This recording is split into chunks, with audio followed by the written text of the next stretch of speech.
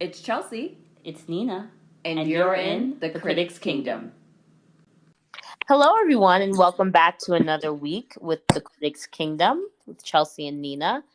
Today, we are going to be reviewing Horse Sense, the first of the Lawrence brothers, Disney Channel original movies that came out in 1999. Which I had a Lawrence Brothers thing when I was a kid, so I definitely had an affinity for this film and remembered it very, very fondly. Yeah, I definitely also was like a Lawrence Brothers person when I was younger. It's also because they were literally everywhere on Disney Channel Yeah. for majority of our young lives. So it makes sense. But this was definitely one that like I remembered enjoying when I was younger, a lot. And I don't know if I had a favorite Lawrence brother. Did you, Nina? I think I thought Matthew. I always forget if he went by Matt or Matthew. Mm-hmm. I think Matthew. Whatever. The middle one. I always thought he was the cutest. And he's the Yeah. one that's on like Boy Meets World for a bit, right? Like he plays like Yeah. Jack on that. Yeah. Yep, he is. I always thought that he was like super cute. I thought that Andy like got cute later on. Mm-hmm. You know what I mean? By the time like he hits like the other me, which we'll get to literally next episode.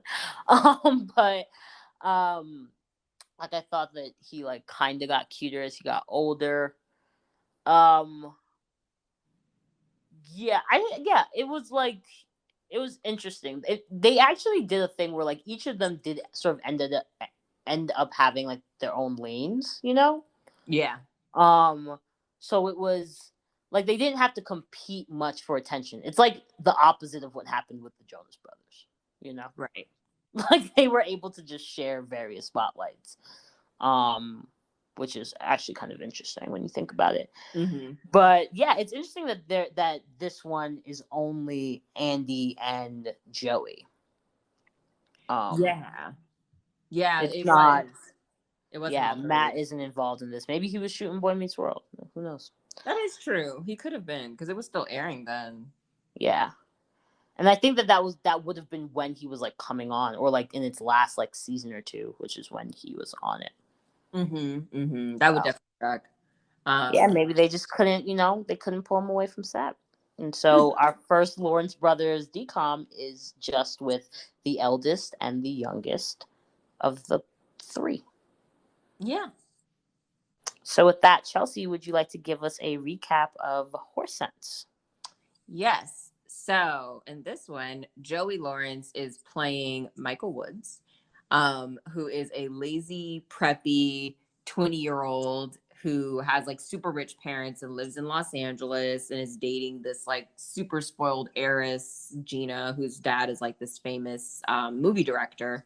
And he basically lives his life on Easy Street. He has a domestic, helper slash maid. She kind of does everything. She cooks, she cleans, she clearly does everything. And they have this gorgeous house. His parents are always doing fundraisers. Like they're living very, very well. Like they are rich. And he drives a Porsche, I think. Like he's living very well, living the life of a 20-year-old, except he always fails his classes in college. And we see that him and his girlfriend both got D's on their final, I guess, or one of their tests in their land trust and deeds course. And me and Nina initially saw this and we're like, if there's any class that y'all need to be paying attention to as rich children, it's this. I think I literally commented. I was like, "This is why accountants get away with so much shit." Yes. Because Yes. the one thing that you need to know about how the money goes. Come on now. Yes. Money and assets. It's important for you to understand that as rich children, if there are any rich children listening. It is so true. Non-rich children too, but you have less to lose by not understanding it, Right. Exactly. Exactly. So he's just living his life, and we see him getting ready in the morning, and his housekeeper Arlene is like, "Hey, don't forget your cousin Tommy is coming to visit you," and like he's super excited he's coming to LA, and we find out Tommy is his little 11-year-old cousin who like I guess they had a family reunion, which was interesting because I was like, I really did not know white people had family reunions. But they had a family reunion, and apparently Tommy and Michael were like they just hung out all the time. So Tommy is like obsessed with him, and he's never been to Los Angeles because he lives on a farm in Montana. And so he's excited, and Michael's like, "Oh yeah, perfect. Like, I'll get him tomorrow, blah blah blah." And his parents are like, "No, he's coming today. Like, you gotta pick him up today." And he was like, "Oh, well, what about Gina, my girlfriend?" And they're like, "Boy, if you don't go and get your little cousin, like, what is this?" You can't told leave his mom that you were going to take care of him for this week. And he's like, "Oh, yeah, definitely. First of all, he's 30 minutes late to pick up the boy because he's dealing with Gina. But he finally picks him up, and Tommy is super excited because clearly this is his cousin that he like looks up to so much. And he's in a new place, and he's like, "Oh my God, you guys have Disneyland, and I want to go ride on all the rides." And like Michael's like, "Yeah, of course we're gonna do all that, but first I need to just go and check something with my girlfriend Gina. You know how it is with girls." And Tommy just looks at him and is like, "Okay." He also had like handmade this boy a whistle. Like Tommy has brought this whistle from Montana that he handmade and keeps trying to give it to Michael, and Michael is just like, no. Like Michael is not giving him a chance. So sad. The week progressed, and we see that the entire time Tommy basically just ends up cooped up in the house. Like, and the house is nice. Like they have, a movie theater, they have snacks galore, and he has Arlene, and he makes breakfast for Arlene, and Arlene is so happy about that because like nobody else cares about her in that family. And him and Arlene basically just hang out for a week. And Michael, who's just been going zipping and driving to go meet up with Gina the whole week, is just like not even noticing until Arlene, the last day that Tommy is there, is like, "Yo, it's his last day. Like, you need to do something with your cousin because he literally only came here for you." And then Michael's like, "Oh my God, you're so right." And then he's like, "I can't believe it's his last day. I thought he wasn't leaving for another week." And then she's like, "No, he's leaving tomorrow." So then Michael's like, "Fine, like, let's go to Disney World, Tommy. Like, I'm going to take you there, blah, blah, blah." So they're like on their way. Gina calls and is like, "Michael, like my dad's here. He's always like directing movies. So he's never here in LA and he wants to meet with you. We're at the racetrack." Like, "Oh, well, you know how it is, Tommy. I gotta like, meet her dad, and like her dad's this really big person and blah, blah, blah." And he's like, "I'm just gonna drop you off at this kiddie zone." Tommy is 11. He's like, "I'm gonna drop you off at this kiddie zone, which has under 7-year-old children." It's like under 5. Like there are like ball pits and like slides. You just like, this is unacceptable. Right. Oh. And Tommy's waiting. He waits for him, and Michael just never shows up. And it's a couple of hours. Finally, Michael leaves the racetrack because he realizes it's been so long. He gets in an accident getting back to the kiddie zone. Gives the woman his information. Is like, "I have to run and pick up my cousin. Like, blah, blah, blah. There's a family thing going on." He gets to the kiddie zone. They're like, "Oh yeah, Arlene already picked up your Tommy." And then he gets back home, and Tommy is basically like, "Yo, dude, why'd you invite me out here if you weren't going to hang out with me? Like, what was the point of all this?" And, Michael really doesn't have anything else to say, but Tommy does cover up for him with his parents because Michael's parents had gone out of town to Palm Springs for a fundraiser. So that's why he basically had also been unattended this entire time because they weren't physically there. But Tommy covers for Michael. He's like, "Yeah, I had fun, blah, blah, blah." Gets home. His mother immediately calls Michael's father and basically reams his son out and is like, "Yo, like my son was there for a week. Nothing happened. He stayed cooped up in your house the entire time, just like eating and watching movies, which he could have done here in Montana. Like, what is going on?" And Michael's parents confront him and they're like, "Listen, you're selfish and you don't like have any sort of discipline. You can't even treat your cousin right. So we're going to send you to Montana. Also, you lied to us and didn't tell us that you got into a fender bender and you gave the lady the wrong information," because the police show up to the door and they're like, "Your son gave this woman the wrong license plate information and you can't do that. That is illegal." Like, he's a whole criminal. He is a criminal. Let's just be clear about that. So his parents are like, "Yeah, no, like that's not going to be allowed anymore. Like you got to go to like, we want you to go to Montana and like get yourself together. You need to experience what hard life is like on a farm." He gets there. He meets Tommy. He meets his mom, Jules, and then he also meets the two farm hands, Mule and Twister. And they put him to work, and Tommy basically is trying to get back at him for the horrible week he spent out there. So like He doesn't tell him to go to bed early. He wakes him up super early with like those triangle thingies. Like they make him do a lot of hard work, and he basically rightfully gets, some revenge. And the thing is, Michael is told by his parents that the only way that he can go to his trip to the French Riviera with his girlfriend is if this goes on swimmingly, like there's no issues of complaints. Tommy's mother never calls him and says he's doing anything bad. So he basically is trying to act good so he can go to the French Riviera with his girlfriend. And so he, it's a hard couple of days because he's trying to get used to everything, and he just keeps acting like a spoiled brat who's like not used to this life and keeps looking down on them. And he finally confronts Tommy about the mistreatment. Is like, yo, you've been like telling me all this stuff and it's not true, and you've been like waking me up, not telling me when to go to bed, and like I don't know what to do. And Tommy is like 11, so he's just like, well, I'm just getting you back for what you did. And Michael's like, well, this isn't gonna work anymore. Like, I don't care. I don't care about the French Riviera. Like, I'm over it. Just leave me alone. And Tommy takes that personally because, again, Tommy is 11. So he's like really sad about it. And Michael goes to like start working on the fence that Twister told him to. And Twister basically yells at him and is like, yo, dude, like, Jules and Tommy are just trying to keep this place alive, open, because they're actually about to get foreclosed on because they have too many bills and debts, and like they owe the state money, and the ranch is going to be gone soon.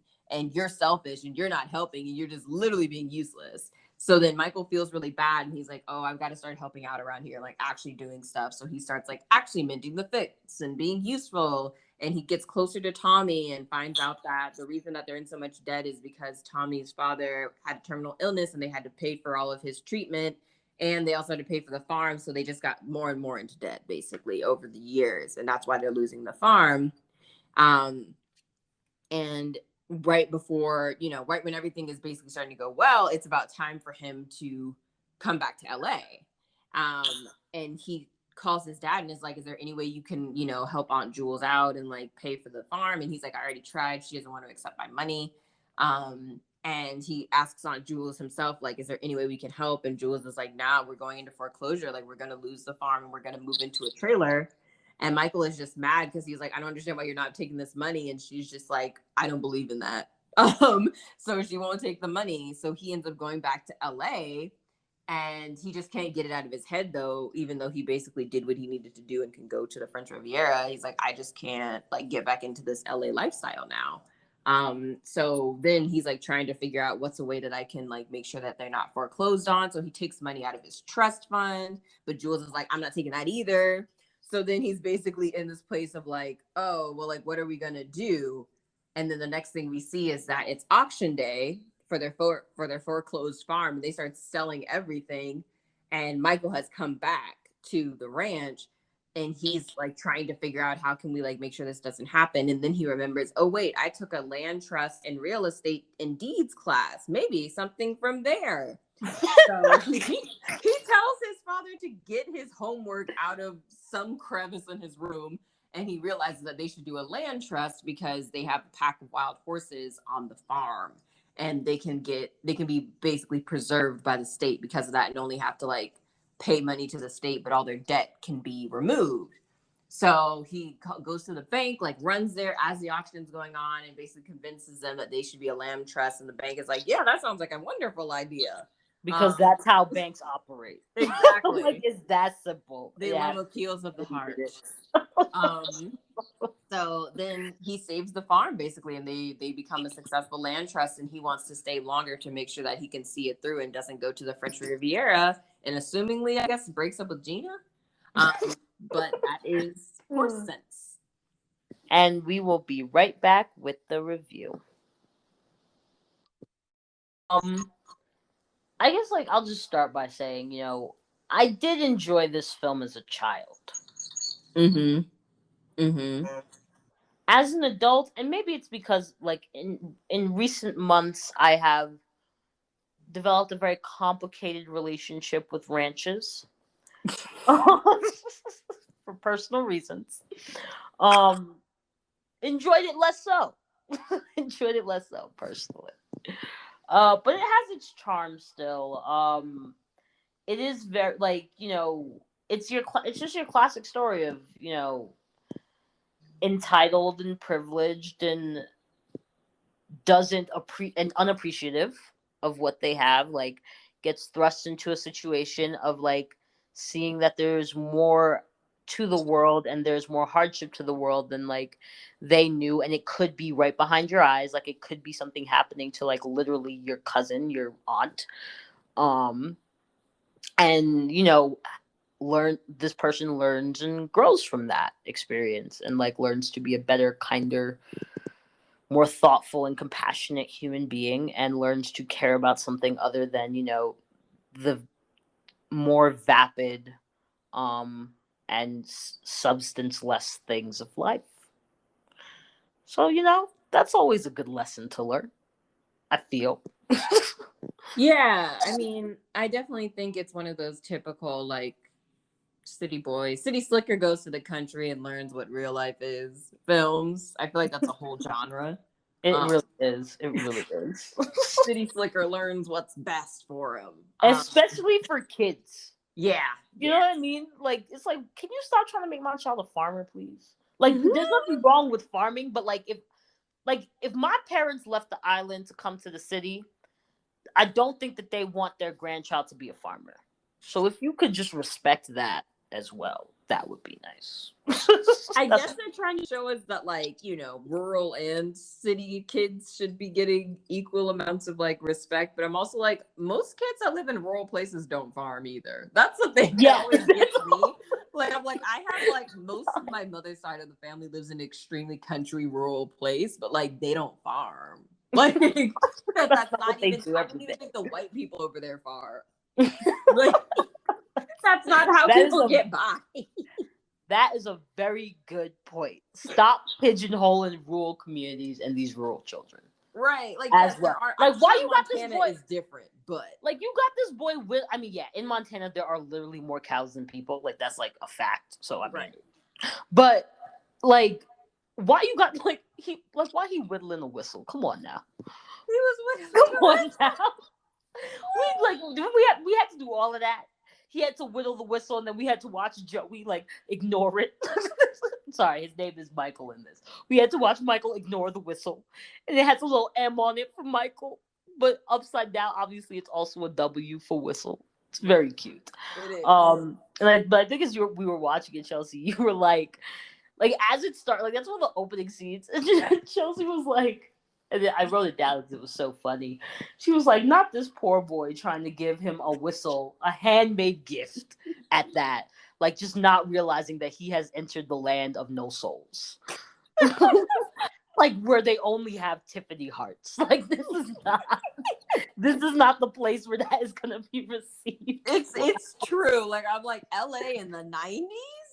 And y'all are dealing with like transplants. Clearly, like they are not LA natives. Because when I say that, I don't mean the LA natives. Like there are a lot of like native Angelinos that very much are like real soulful people. We fuck with them. I'm talking about all these people that come from fucking Montana and all these random ass places and don't know anything about themselves, and then get to LA and meet more people who don't know anything about themselves, and then just basically end up in the mess. And that's like 80% of the city, unfortunately. Exactly. Walking around within them tiny sunglasses and black trench coats in LA. Like that makes any goddamn sense. Right. And as soon as I saw that boy come around the corner with that sweater tied over his shirt, I was like, nah, man. No. I was like, this man has no soul. We've gone too far. We've gone too far. Y'all are This poor the parents boy, are he in Palm doesn't. Springs. Like, I was like, nah, homie. Yeah, and this poor boy, he just doesn't know. Like Tommy's just ill prepared, and the only one there to help him is Arlene.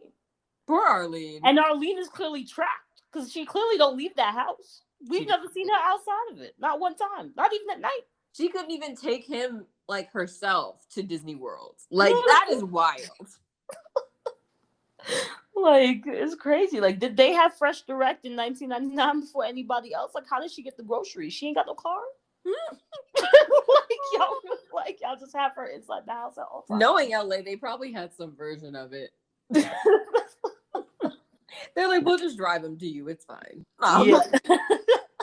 But yeah, and in that same vein, like I feel like this whole first act of this film is a large testament to like, don't leave your kids with nobody. Yes. You know what I mean? Like, just don't. Like, yeah. Like, let's just don't do that. Like, unless you know them real well, and I assume that you don't know your nephew that well, like, just don't do it.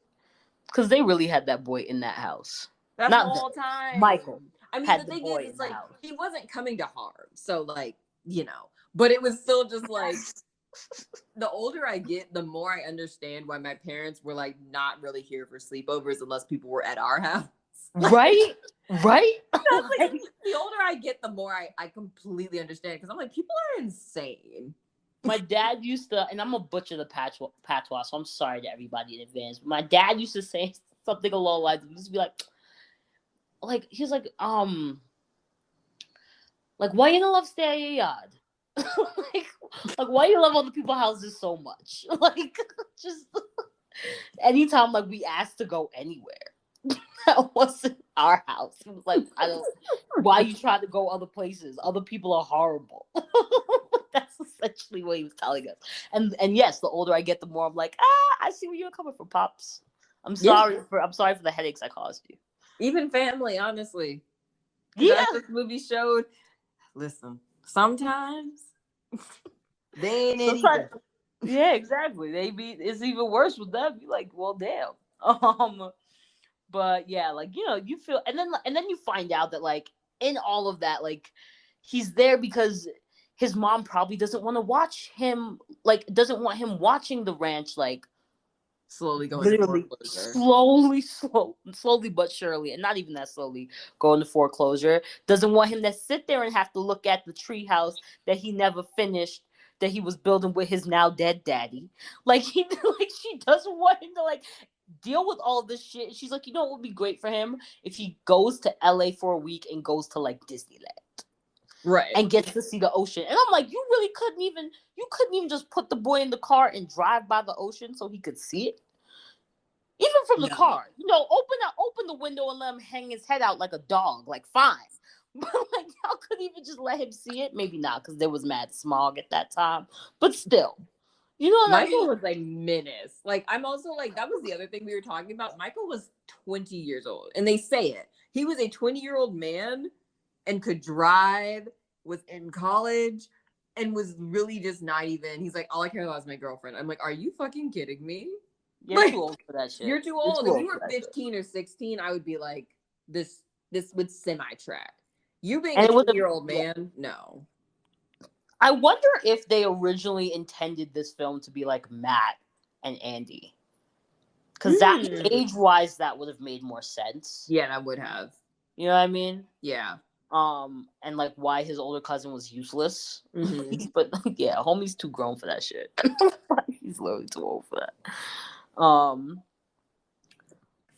I know. And like, oh, go ahead. Sorry. No, I was gonna say I know one other thing we liked was how vapid Gina was, but like she specifically makes references to like random celebrities of the time. So she was like, "We're going to." She kept asking him in the middle of his like Montana stay when she knew that he couldn't come back home. Oh, are you gonna come to Aspen to stay at Kevin Costner's house? And it was like, girl, you know he's in Montana and can't leave. Like, why are you asking dumbass questions? She was not very bright. No, she wasn't. She wasn't the most clever one in the. But I mean, who needs intelligence when you have money? You just need the intelligence to not lose the money. That we don't know. They We clearly don't know didn't have that either. Exactly. We don't know if she has that. You remember what's that movie with Brittany Murphy where the is it Uptown Girls? That's why she has to become the nanny, right? Yeah. Because she finds out that after her dad dies, like that the accountant was just like stealing all the shit. Yeah. And now she broke. Like that's gonna be Gina. That's gonna be Gina's life. Cause she ain't too bright and she's not paying enough attention. Everybody, just pay attention to your bank accounts. As a general rule. Just pay attention, and like if you have somebody else doing your finances, ask questions, get statements often. Do self audits every couple of years. You know what I mean? Because everybody out here trying to get a bone. And like, if I see you got mad bones and you not looking at them, I might take a few. Like, that's just how it goes. Wait, you know what's funny? This actually has like literally nothing to do with horse sense, but I think it's relevant in that way. Um, DJ Mustard. Um, I'm done. DJ I'm done. I Mustard. quit. I think this was like 2 months ago maybe. He had a personal shopper, and apparently she didn't even steal millions of dollars. What she did was she kept buying shit on his cards for herself. And he caught her after like 6 months or something. And I was like, dude, now why were we not watching the cards that the personal shopper is using? And Right? like he went off on her and was like, we let you call yourself a stylist and you're not a stylist, you're just a personal shopper. But all of that to say, A, if y'all are gonna be scamming people, don't scam people that are newly rich. They check. Yeah, they do. You got to scam old money, and you got to be better about it. Like, you can't just like the scam has to be less consistent than that. Listen, okay? Because You he know, was like if you probably gonna just scam, like, scam with some sense. That's all I'm saying. people don't know how to do that. I have a personal belief that whatever the higher power is, whenever he gives people that level of deviousness, he doesn't give them sense. Go with it. Because Just like to to balance, balance because it there's out. something to Yeah, yeah, balance it yeah. out. Like That makes sense to you me. can't be devious and like also be like smart in that way. You know what I mean? Like you have to have some sort of thing to like kind of balance you out, because if not, like the villains would be winning all the time. Exactly. Or if you do have both, like if you do have sense and like a scamming inclination, you get like a hot you get like because that's a whole personality type. Listen to me, like It I've is. No, no, it I've is. lived with a few The that are highly functioning type. 110% that Yeah. personality type, and like yo, it is a whole different level of bad shit. But um, because they genuinely convince themselves that they deserve these things Right. that they steal from others, and you're like, I don't. Okay, whatever. Um, but if they do like if you do get both, I feel like the tendency that you see is that those people who have both, they also then get like this deep like gambling issue.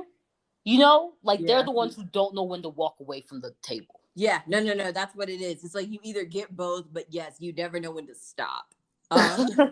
Or you just You or literally like you have get the it's inclination a and you brain just dumb as mindset. rocks. It's a brain mindset from Pinky and the Brain. Like you go you go from being like, I'm just gonna do this one little thing to like, I'm gonna take over the world, and it's like, hold up.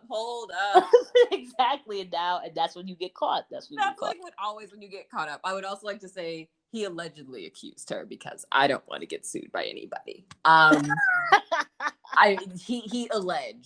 He alleged that she did that. So but yes.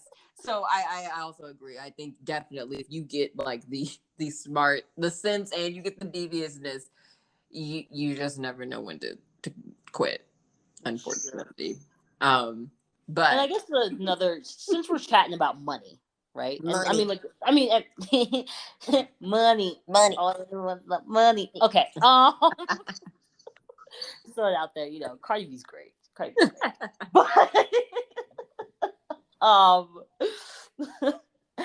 speaking of money, in this like obviously in this film, like money is like very important. It's sort of the crux of a lot of things that are going on. The haves and the have-nots, and the appreciative and the unappreciative. But like, I really did have a thing where it was like, now maybe this is just my family. I don't think it's just my family, but like, why wouldn't you take the money? Like, Yeah. why? Like, like, I just don't. I'm trying to think of a scenario, and again, it's like it's not like it's an investor or somebody like that it's like your brother-in-law, right? Is like, I'll give it to you. Like, we got it like that. Your sister doesn't want you like your sister doesn't want her nephew living in a trailer because that's what's about to happen. Right. So why wouldn't you take the money if for nothing else to keep the boy out the trailer? Like, that seems very strange to me, especially because like I come from a family where if family is offering up money, um, where is the nearest Western Union? Is the only question that is asked after that. Right. You know what I mean? Like, it's just a very odd thing for me, like a very strange form of like pride. That I guess people have a lot of respect for in other parts of the world, but that's just not on either of my islands is that the case, as far as I have seen. Mm-hmm. So Mm-hmm. that perplexed me in this film. Oh, same. I don't know. Maybe it's just like, I don't know. Because I'm like, I've never personally seen that when somebody is offering to give you money in a situation as well. But like I said, these people also have family reunions. I told you I've never seen a white person that has family reunion. I've heard Um, of them. They're not entirely foreign to me as like a concept. My question with their family reunion is more like, but it's just five of y'all, maybe it six clearly when wasn't the other. many because they said they were the only two people there under 30. So I'm like, Yeah, how I many just people were don't. there? Exactly. I'm like, why do you need a family reunion if it's like 10 people? Like that just seems That that sounds like you seems could have strange just to gone to me. Benihana. Like, Like, they like got that's the just big like table. like, yeah, it's just like that doesn't like usually when I think family reunion, I think very large gathering. So like I just don't and like extended family that you ain't never met before. You know what I mean? Like, oh, this is Right. your cousin from the side, and that doesn't seem to be the vibe of this family. So Yeah. I'm perplexed again. Yeah, maybe they're just a perplexing bunch because I'm like, the way I would have been like, yeah, send me that check real quick, brother in law. Exactly. Like, yeah, you got it. Also, especially since you done had your son traumatize my son while he was supposed to be out there getting looked after, trying to forget how sad he was. Y'all managed to just make the boy even sadder. So yeah, can you please send all the munties my way? Thank you. I'd like that. Yeah, no, I'm definitely the same. I don't understand. I did not understand that part either. And yeah, I mean, this I feel like this movie, it was cute. I don't know if I would say rewatch it necessarily. I mean, how do you feel, Nina? I mean, I feel like I said, I'm in a complicated state with like Not a complicated state. I am literally in a complicated state, literally, but that at this particular moment in time. But yeah, like I have a complicated relationship with you know ranches in the dirt right now, and I feel like there is a world in which for someone who enjoys that life and liked the film as a child, like there's enough of a nostalgia or there's enough of a like self-identification, enough of a like closeness to the subject matter for them Mhm. to identify with it. And I mean, and I will say like they do a good like it is a show, it's a movie about, like and it's actually interesting. And it's interesting to think about how like in the early days of DComs there were a lot of these types of movies about like we're gonna lose the ranch, we're gonna lose the you know what I mean? Mhm. Like it was very monetarily conscious in that way.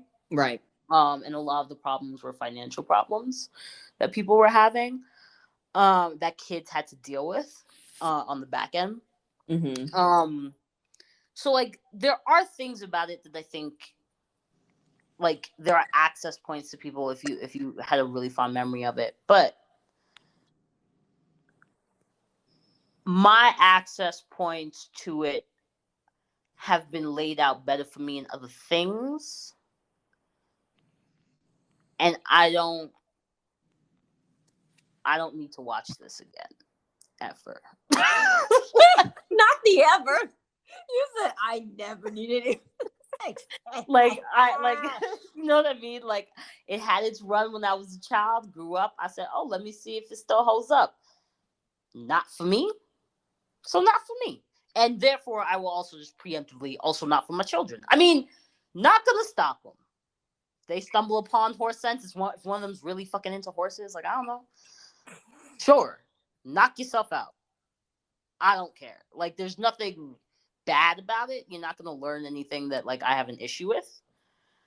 But, I see no reason to ever engage with this again. Personally. It's the way you're selling this for me. I'm trying. I'm trying really hard. I'm trying. Chelsea, how do you feel about this film? Do you plan on enjoying it later in life with your offspring, if you have them? I feel like we would eventually do a Lawrence Brothers like watch at some point, just because I do feel like they did kind of mean a good amount to, like, they were just so popular. Yeah. It's like kind of like if you did like a early 90s watch thing, you didn't watch anything with John Taylor Thomas. Yeah. So I feel like it would eventually come up, and it's not bad. Like it's fine. I can see why we enjoyed it as children. Like I still think an 8-year-old would enjoy it. Yeah. And find it funny or fun. So yeah, I'm not opposed to it. I just personally don't think, if you are someone who doesn't have a connection to the Lawrence Brothers and feels like rewatching it as an older person, I wouldn't say rewatch it. Like, watch Seabiscuit. You want to watch some? Is that the one that Steven Spielberg did, or is that Warhorse?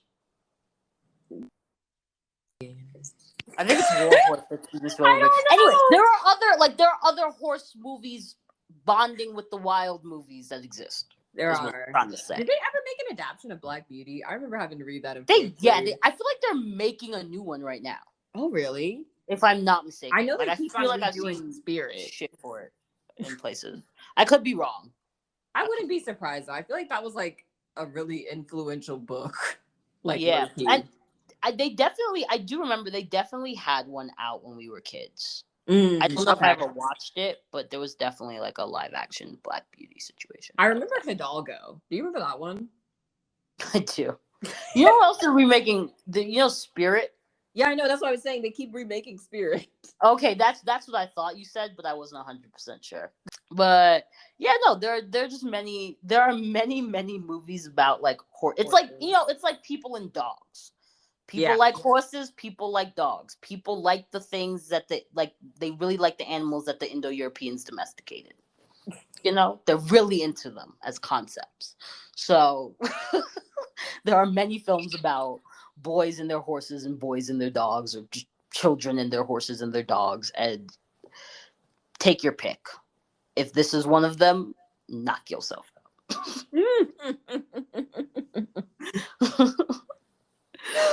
Oh my god. My children will grow up knowing animals belong outside. That's what my kids gonna grow up knowing. Until they have their own houses. So I mean, I agree with you. I do. And so I guess with that, I mean, I think that we're done with Horse Sense for the week. You were correct. Thank you guys all for listening. Thank you. Yeah, and we will, but don't worry, we've got I think 3 more Lawrence Brothers films before we conclude, our Disney Channel original movie, Sweet, and season 1. So we'll revisit, these actors again, in more precarious situations. Yes. Where they're not playing brothers, strangely enough. Yeah, I know. Even though they look alike, but sure.